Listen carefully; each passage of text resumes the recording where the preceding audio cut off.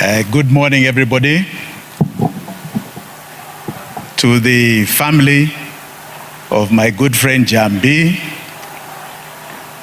I'm glad to see her mother. We know each other. Poleni sana to friends. In as much as we have come here to mourn Njambi, going at a young age, we are also here to celebrate her amazing life.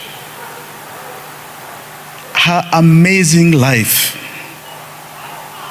I met Njambi about 3 years ago. And she came to see me in my office with a great reggae fraternity.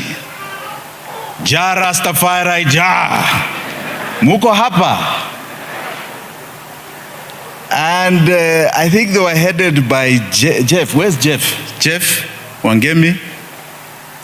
And a man who used to cut my hair called George Obago. I don't know whether he's here. George, uko hapa? I don't know where this fraternity is. So they came over. And the one thing I remember so fondly of Njambi, because we had an instant connection, was her amazing voice. And I don't know why I had not placed it with the voice we used to hear on KBC. But it immediately thereafter connected. Njambi's voice was so warm, so captivating. She made you feel every time she opened her mouth that there was a message that was going to warm your soul. And she came at a time when we were looking towards an election of 2022. And she told me of her ambitions. We agreed that we were going to work together towards that election, and we're going to capture the reggae fraternity. And I remember her words that were very, very clear. She said reggae stood for unity and love, and that its purpose was a purpose that she lived by, a purpose for social and political change, for the betterment of the entire community. And she wanted to do that in Dagoretti North. Njambi was an inspiration untold. It's then that she told me about an ailment that I'd never heard of in my life. Never. Endometriosis. I'd never heard of it. And educated me about how it is something that ails about 10% of the population of the world. If you think of 800 billion people, 8 billion people, that is 800 million people, women, suffer from this excruciating ailment that has no cure. It is just a process of management. And she had endured this. In fact, when she took me through what she went through, I was asking her, how are you smiling? Because what you're talking about sounds so horrific that, I don't even know how you stand. When I visited her at her home, and her good mother cooked a lovely meal for us, she was, in fact, at that time quite ill.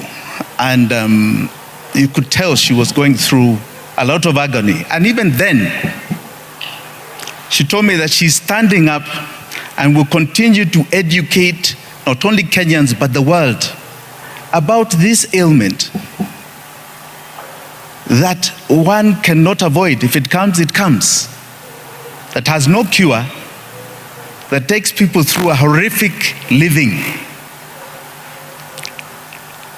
Her strength and her sense of purpose to move people to a place of knowledge about what ails so many of us within us that we do not know about was phenomenal. Many of us, even in this congregation, go around with issues in our minds and in our hearts. Go around with issues that are very disturbing. But as a fraternity of Kenyans, we have learned to soldier on. She was a soldier who knew how to soldier on. But one thing I want to just state today that is very dear to me. She stood for justice, for social and economic change of our people. We must live by that mantra. Those of you that believed or have any heart for Njambi. This country is now plagued by continual social and economic injustice. Some of our leadership are people who wake up to cause pain every single day, notwithstanding the fact that we ourselves have got so much pain we are carrying.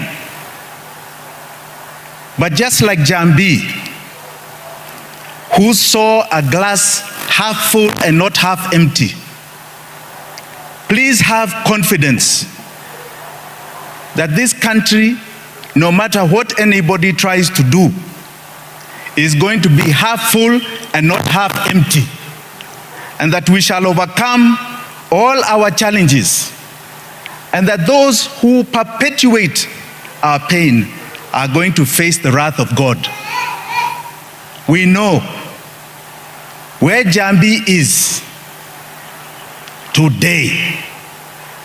Jah has already judged her. Jah has judged her. Jah is holding her. And Jah has taken her to heaven because she stood on the right side of mankind.